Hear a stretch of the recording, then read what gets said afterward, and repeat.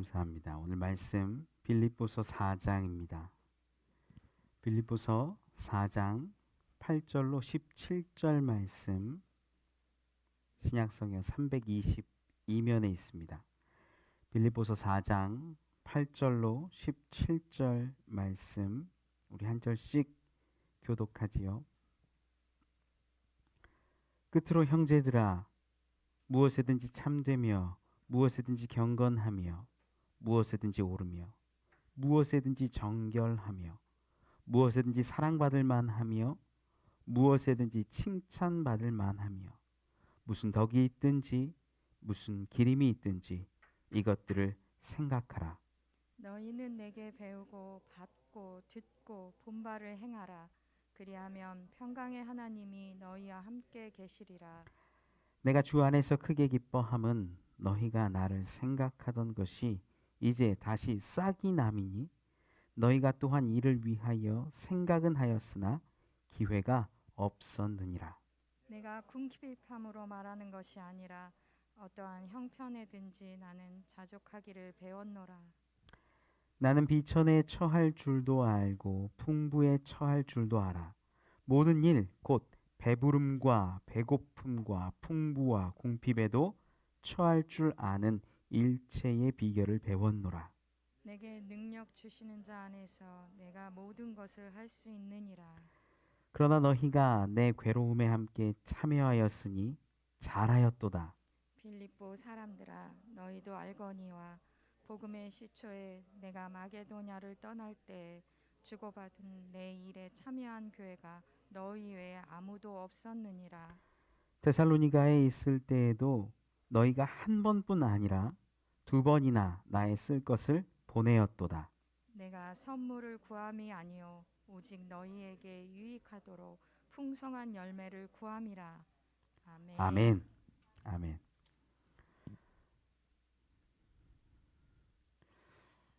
감사합니다. 우리 옆에 있는 분들하고 인사 한번 하시면 좋을 것 같아요. 사랑하고 축복합니다.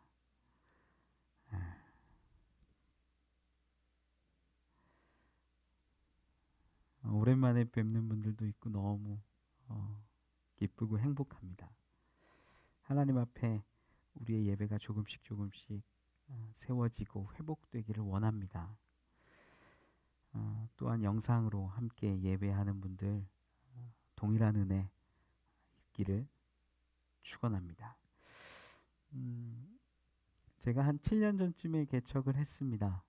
7년 전쯤에 개척을 하고 카페교회 소래포구 저 앞에 있는 14평 정도 되는 작은 공간에서 카페도 운영하고 예배하기 시작했어요. 저희 친척들 가족들이 같이 이렇게 왔습니다. 저희 사촌 동생들도 오고 저희 장인 장모님도 오셨어요. 저희 장인 장모님은 신앙이 원래 없는 분이세요. 교회 안 다니셨던 분들이에요.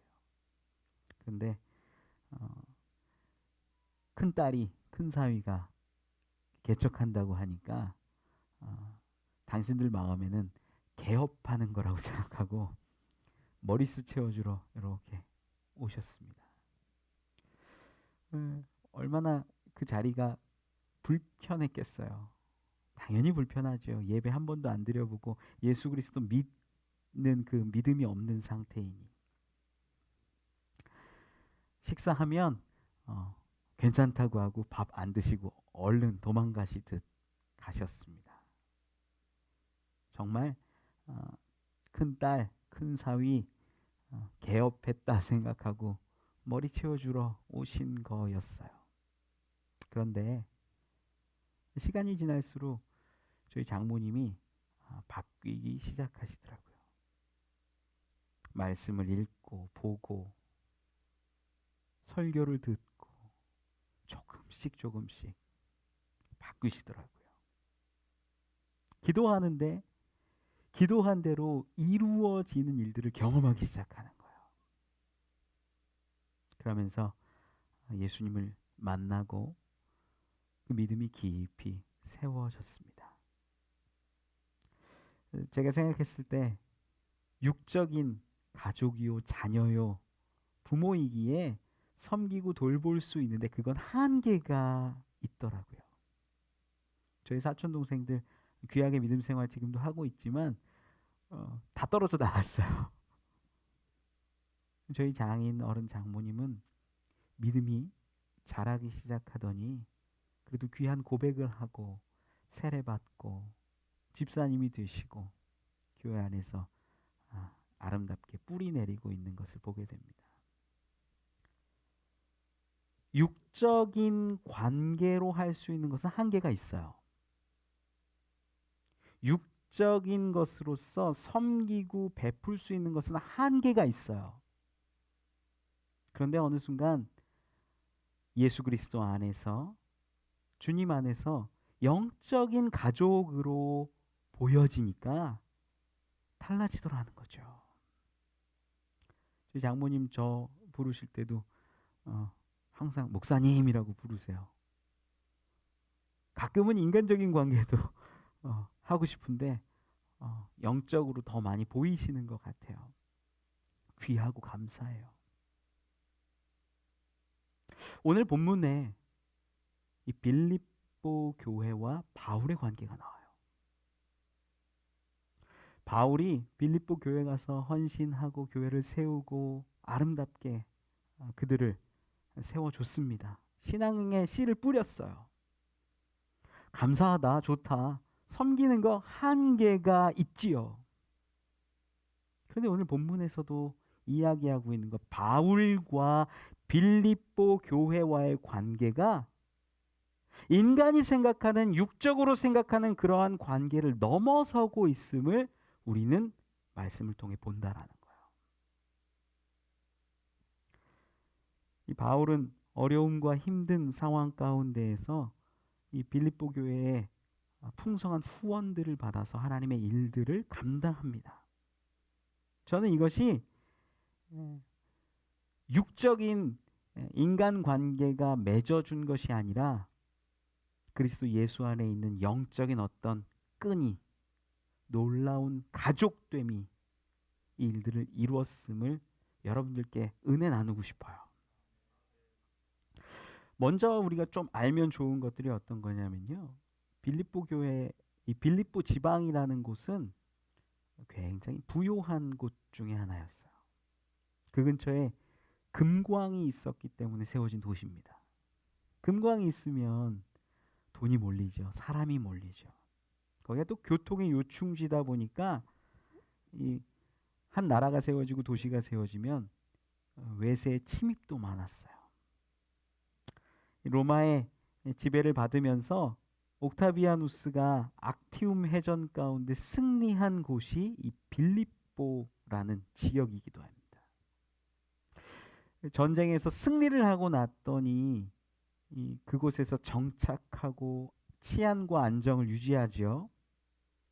그래서 자연스럽게 빌립보 지방은 이 퇴역한 군인들이 자리 잡는 곳이 되었어요. 승리를 맛보고 이 승전가를 불렀던 군인들이 퇴역하고 자리 잡은 빌립보 지방, 다른 곳보다는 부요했습니다. 승리한 자들이 있었기 때문에, 그래도 이제 사회적인 지위도 있었기 때문에 그 지방의 출신들은 대부분이 이제 시민권자이기도 했고, 그곳에서 많은 물질들도 풍요하게 누리면서 살아요. 이 전쟁의 공로들이 다 있다 보니까 세금이나 이 곡물 같은 거 내야 되는 것들도 이렇게 다 면제당하기도 합니다. 참 살기 좋은 동네요. 서민보다는 조금 잘 사는 중산층 이상들이 많은 지역이었다는 거죠. 그런데 이곳에서 복음을 전하고 바울이 사람들을 만나고 교회를 세우지요. 그곳 중에 이제 바울이 만났던 사람 중에 하나가 자색 옷감 장사 루디아라는 사람이 있어요. 자색 옷감, 이 얘기는요, 그냥 옷감이 아니라, 그냥 천이 아니라 고급 옷감, 이런 의미가 있어요. 그 집도 컸어요. 모여서 예배 드릴 때 그냥 우리네들 집 20평, 30평이 아니라 큰 집에서 많은 사람이 모일 수 있는 그런 공간들이 있었어요. 여러분, 그런데 돈이 좀 있고 부유하고 중산층이라고 바울에게 쉽게 물질을 후원하고 그들을 섬길 수 있을까요? 아니에요. 한계가 있을 거예요. 야, 내가 요 정도는 섬길 수 있어. 요 정도는 드릴 수 있어.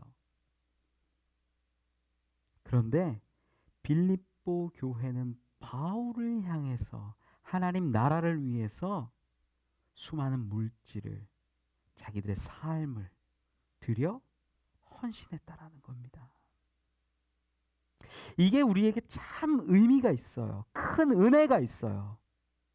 그냥 야, 우리가 할 만큼 하자. 교회 다니는 거 그건 적당히 하면 돼. 그런 게 아닌 무언가 넘어서는 관계가 이 가운데 있었고 모양이 있었고 은혜가 있었다라는 겁니다. 오늘 본문 말씀 가운데 참 재미있는 말씀 하나가 어떤 거냐면 17절 말씀이에요. 이렇게 기록합니다. 내가 선물을 구함이 아니요 오직 너희에게 유익하도록 풍성한 열매를 구함이라. 빌립보 교회 입장에서 보면 자기네가 우리가 물질을 드리고 헌금을 드리고 선교비를 드리고 그렇게 보냈는데 바울의 이야기를 들어보면 그것이 빌립보 교회 우리에게 유익하고 풍성한 열매래요. 아니, 내가 드렸는데 왜 나한테 풍성한 열매일까? 여러분, 이 은혜를 깨달을 수 있기를 소망해요. 왜 드렸는데 나에게 풍성한 열매일까? 왜 드렸는데 나에게 놀라운 은혜요 열매임을 바울은 고백하고 있을까? 이 관계가 어떤 것인지, 그 은혜가 어떤 것인지 함께 은혜 나누기를 원합니다. 첫 번째는요, 그리스도와 함께 할 때 풍성한 열매가 된다라는 겁니다.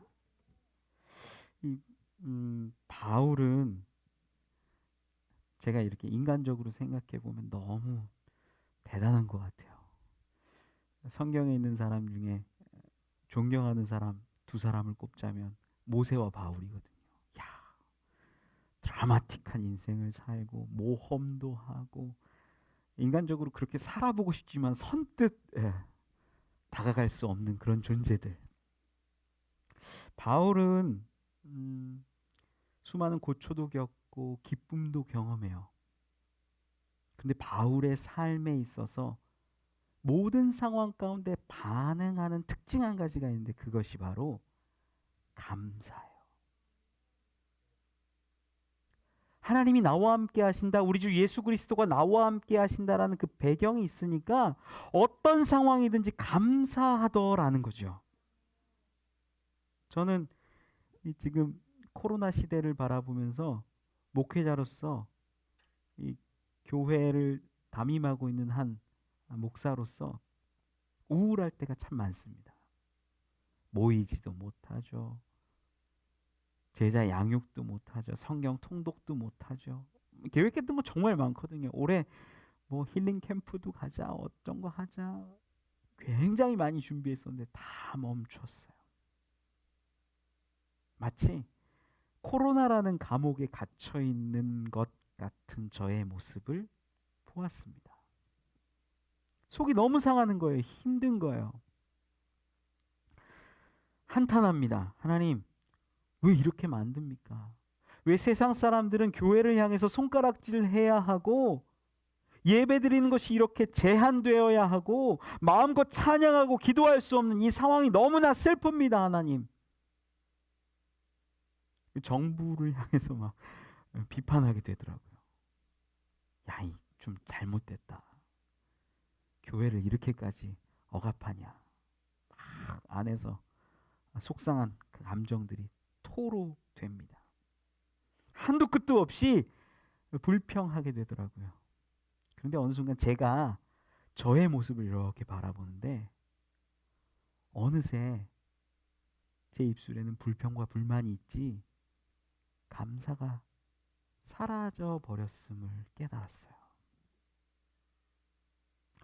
여러분, 놀라운 진리 하나만 제가 말씀드리면, 하나님은요, 오직 감사하는 자를 기뻐하십니다. 여러분, 이거 진리예요. 하나님께 감사하는 자를 기뻐하지, 제가 이 자리에서 상황을 보고 정치를 보고 사회를 보면서 불평을 한다고 하나님이 그걸 기뻐하시는 것은 아니라는 거예요.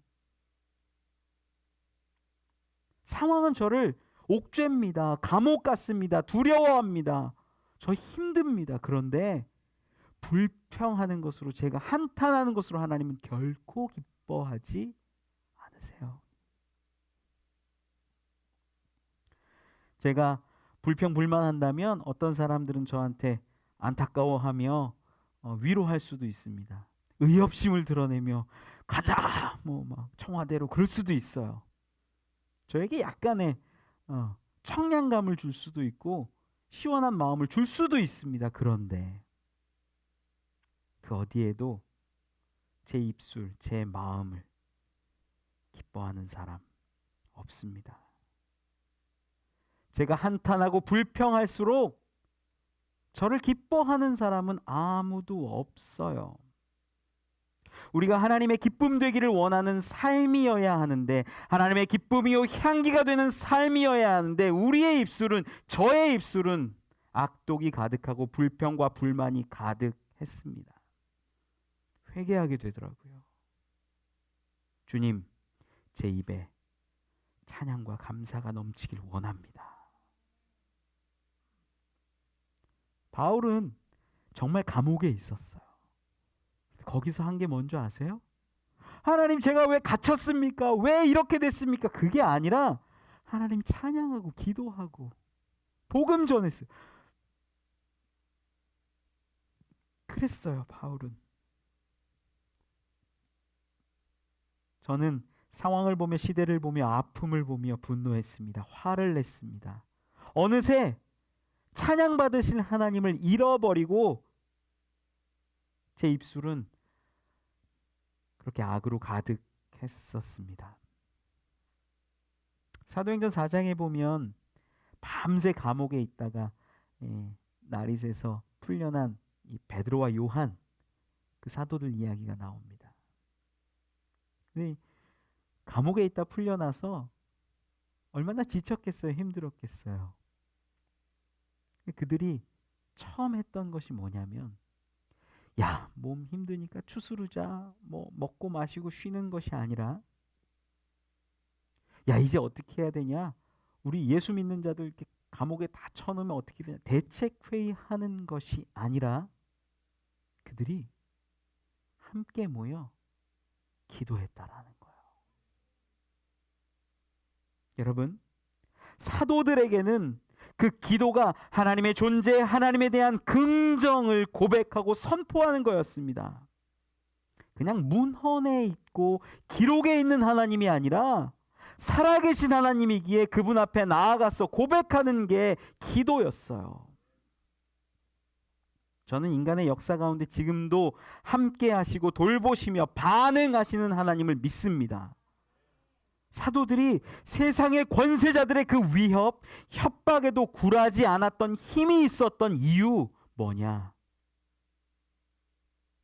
우리 주 예수 그리스도께서 우리와 함께 하신다. 그리고 그 기도로 그들이 힘을 얻었다라는 것입니다. 사도행전 4장 29절 30절에 이렇게 기록해요. 주여, 이제도 그들의 위협함을 굽어보시고 또 종들로 하여금 담대히 하나님의 말씀을 전하게 하여 주시오며 손을 내밀어 병을 낫게 하시옵고 표적과 기사가 거룩한 종 예수의 이름으로 이루어지게 하옵소서. 사도들의 기도가 이래요. 감옥에 갔다 나온 자들이 자기 몸 추스르지 않고 대책회의하지 않고 선포하고 바라보았던 것이 기도요 하나님이었습니다. 여러분, 기도는 결코 하나님을 향한 인간의 넋두리나 한탄이 아닙니다. 내 생각과 뜻을 가지고 하나님께 나아가 하나님의 놀랍고 큰 뜻으로 덮어버리는 것이 기도입니다. 거대한 파도 앞에서, 하나님이라는 그 파도 앞에서 우리 인간의 의지, 생각, 계획이, 욕망과 욕심들이 무너져 내리는 것이고, 하나님의 그 뜻 앞에서 우리가 인정하고 고백하는 것이 진정한 기도입니다. 그래서 기도 깊이 하는 사람들의 특징이 뭔 줄 아세요? 기도를 깊이 하는 사람들은요, 야, 기도했더니 이루어졌어, 야, 행복해, 기뻐, 즐거워, 이게 아니라 기도를 깊이 하면 할수록 눈물을 흘리며 내 욕심과 내 마음을 내려놓게 되는 것이 진정한 기도하는 사람들이라는 겁니다. 주님, 내 뜻이 아니라 아버지 당신의 뜻을 이루소서. 저는 여러분들이 하나님과 함께함을 잊지 않기를 원합니다. 기도로 그것들을 다시 한번 회복할 수 있기를 원합니다. 얼마나 힘들고 어려운 상황입니까? 바울은 오늘 본문에도 능력 주시는 자 안에서, 예수 그리스도 안에서 모든 것을 할 수 있다라고 선포합니다. 그의 삶은 옥에 갇히고 매에 맞고 죽을 고비고비들을 지나면서 살아왔습니다. 심지어는 감옥에 갇혔을 때 이 감옥 문이 열리고 빠져나올 수 있는 아주 자연스러운 상황이 되었음에도 불구하고 그가 나가지 않아요. 왜 안 나갈까요? 우리 같으면 어떻게 해요? 야, 하나님이 열어주셨다, 도망가자. 그럴 수 있잖아요. 바울은 안 나가요. 하나님이 나와 함께 하시면, 하나님이 나와 함께 하심으로 인하여서 감옥이든 궁궐이든 어디든 내 주와 함께하는 그곳 가운데 나는 자유하고 나는 능력 있고 모든 것을 할 수 있다라고 선포한 것 아니겠습니까? 시편 23편의 고백이 저와 여러분의 고백이 되기를 원합니다. 여호와께서 우리의 목자 되셔서 우리에게 부족함이, 연약함이, 아픔이 없기를 원합니다. 풍성한 삶, 그것은 우리 주 예수 그리스도와 함께하는 삶입니다. 두 번째 은혜 나누기를 원하는 것은요, 가족으로서 섬길 때에 풍성한 열매가 임한다라는 겁니다. 저희 아이들이 저희 집에 있으면은 여러 가지 스티커 붙이는 것들을 합니다. 칭찬받으면 스티커 하나. 아마 자녀 키우는 분들은 다 알 거예요. 야, 잘했으면 스티커 하나. 스티커 한 100개 모으면 뭐 장난감 하나 사준다. 참 어려워요, 그게.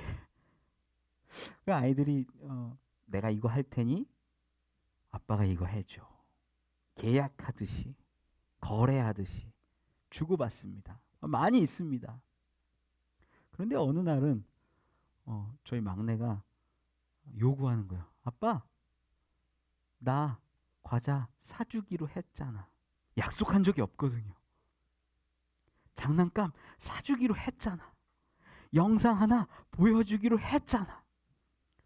약속한 게 없었는데 막내 아이가 와가지고 막 요구하는 거예요. 야, 아빠 약속한 적 없어. 해달래요. 저보다 할머니들을 만나면 아주 당당하게 요구해요. 그리고 할머니들은 그 요구를 들어줍니다. 보여주고 사주고. 여러분은 왜 그렇게 될까요? 왜 그냥 마구잡이로 요구하고 바라는 것들 가운데 반응하고 줄 수 있을까요? 그 관계에 답이 있어요. 자녀이기 때문에.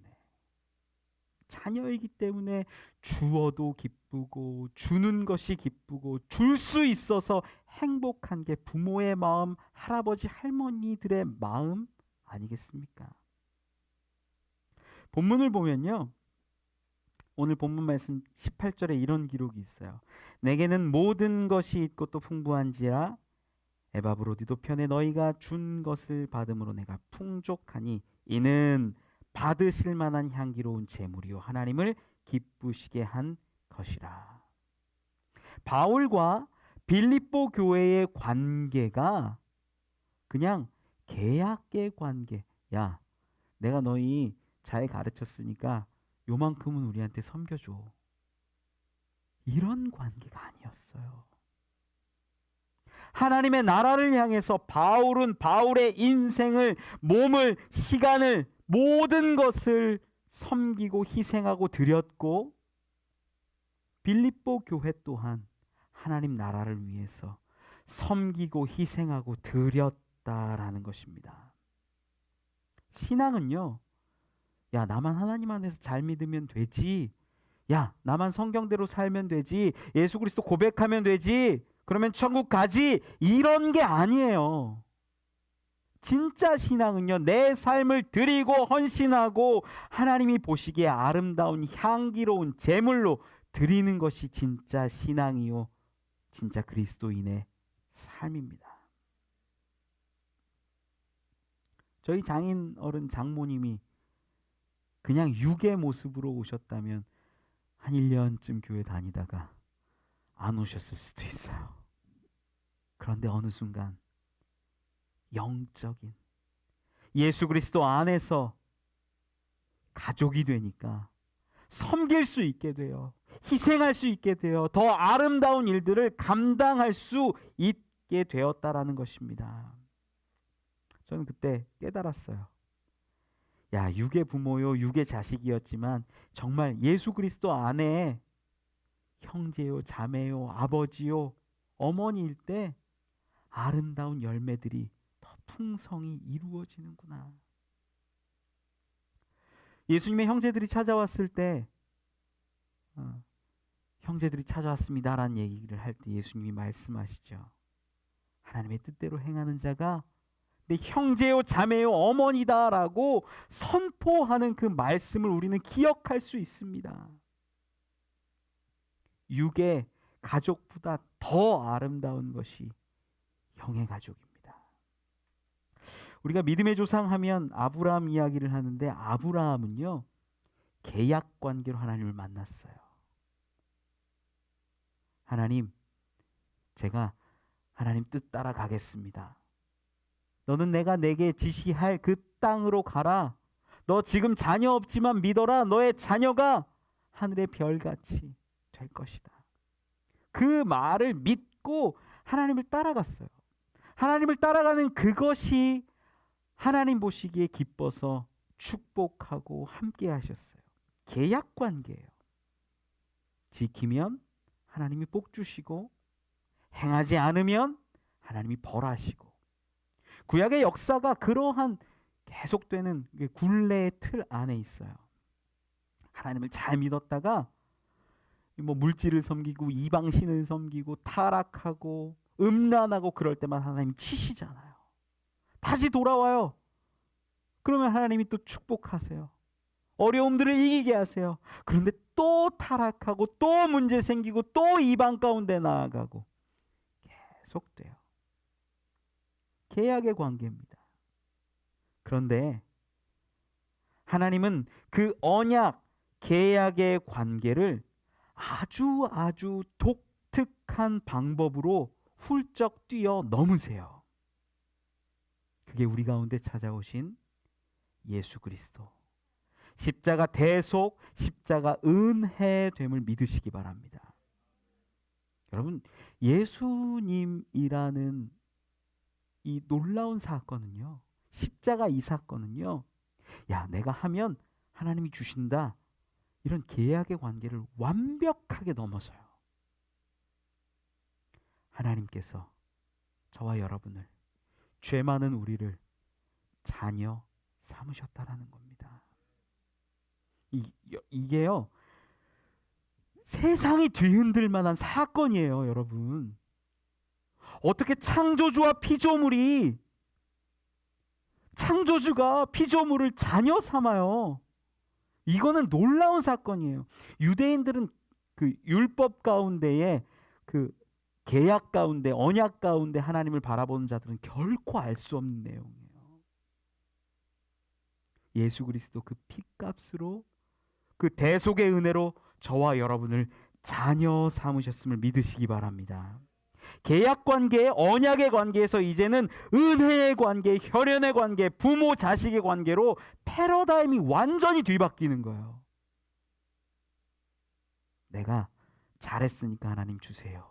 내가 잘 믿었으니까, 말씀대로 했으니까 하나님 은혜 주세요, 선물 주세요. 이게 아니라 하나님 자녀니까 저에게 주세요라고 말할 수 있게 되었다라는 겁니다. 그런데 어떤 사람들은 지금도 계약 관계로 자꾸 넘어가려는 사람들이 있어요. 하나님 말씀 지킬 테니까 주세요. 헌금 할 테니까 더 많이 주세요. 하나님 봉사할 테니까 우병장수하게 해주세요. 하나님이요, 하나님의 뜻을 위해서라면 저는 영생도 주시는 줄 믿습니다. 하나님이 하나님의 뜻을 위해서라면 우리에게 모든 것들을 주시고 풍성히 주시고 더하시는 것을 믿습니다. 여러분, 우리가 자녀 되었다라는 것은 놀라운 은혜를 말합니다. 자녀 되었다라는 것은 이 세상이 알지 못하는 하나님과 우리의 관계가 정말 끊을 수 없는 관계가 되었음을 말합니다. 예수 그리스도를 믿을 때, 의지할 때 우리가 가족이 되는 거예요.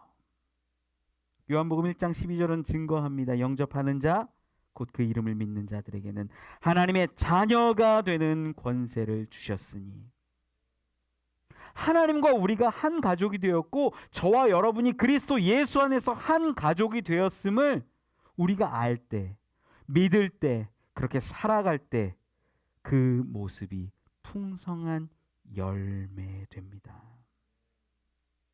저는 어제 제천에 있는 병원에 좀 다녀왔어요. 저희 아내 할머님이 좀 쓰러지셔가지고 11시, 오전 11시, 아니 11시 좀 넘어서 출발했는데 집에 오니까 밤 11시더라고요.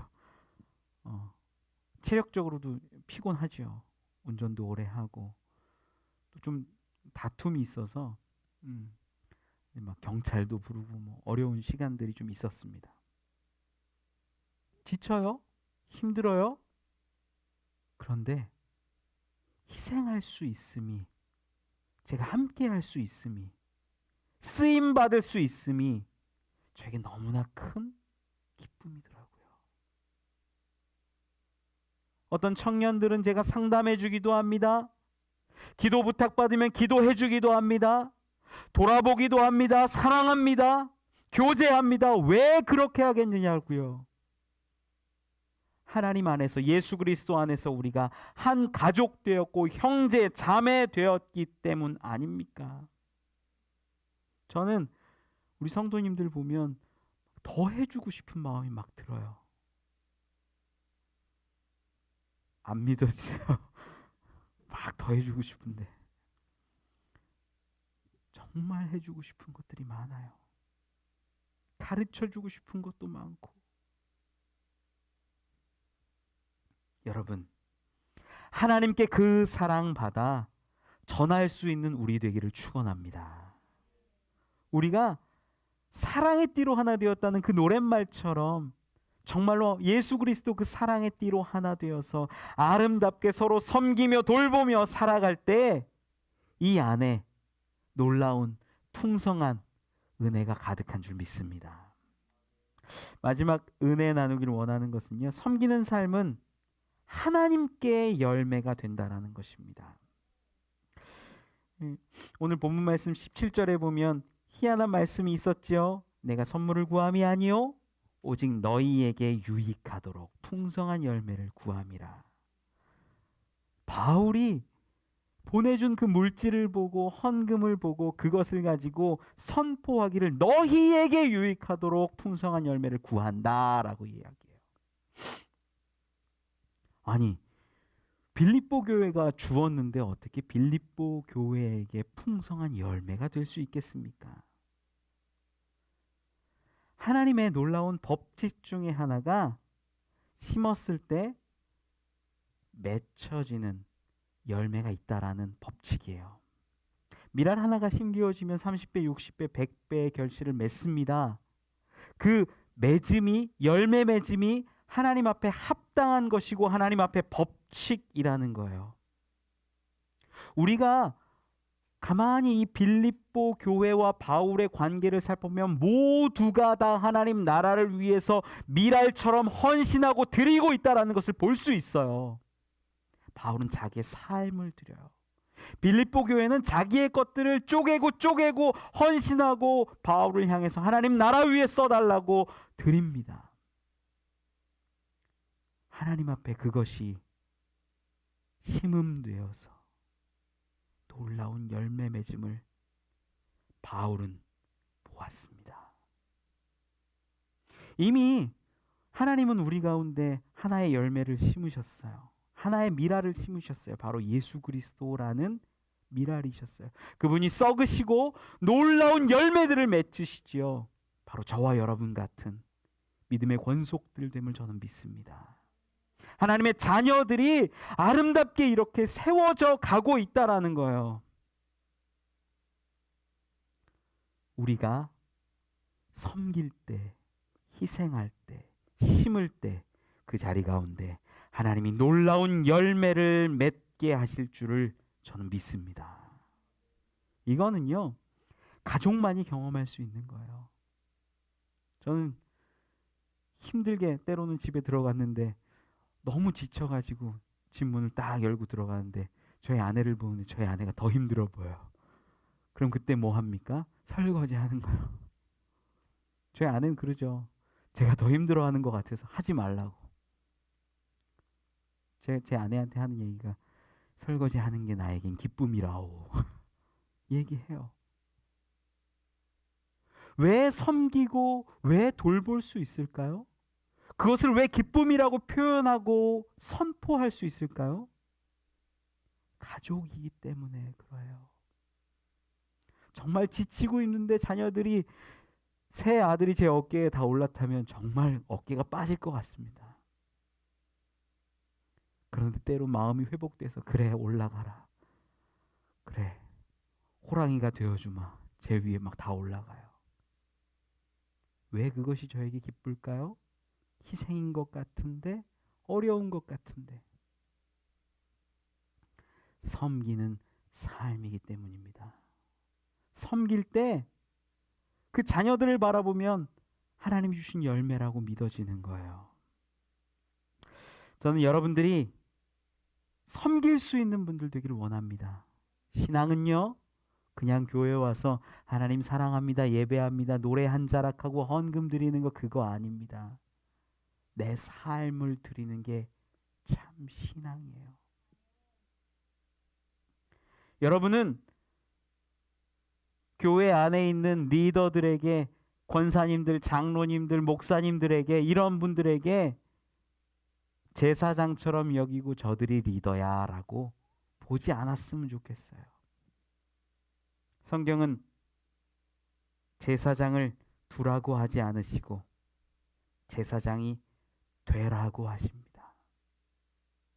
우리가 섬기는 자, 우리가 희생하는 자, 우리가 돌보는 자가 되어야 함을 선포합니다.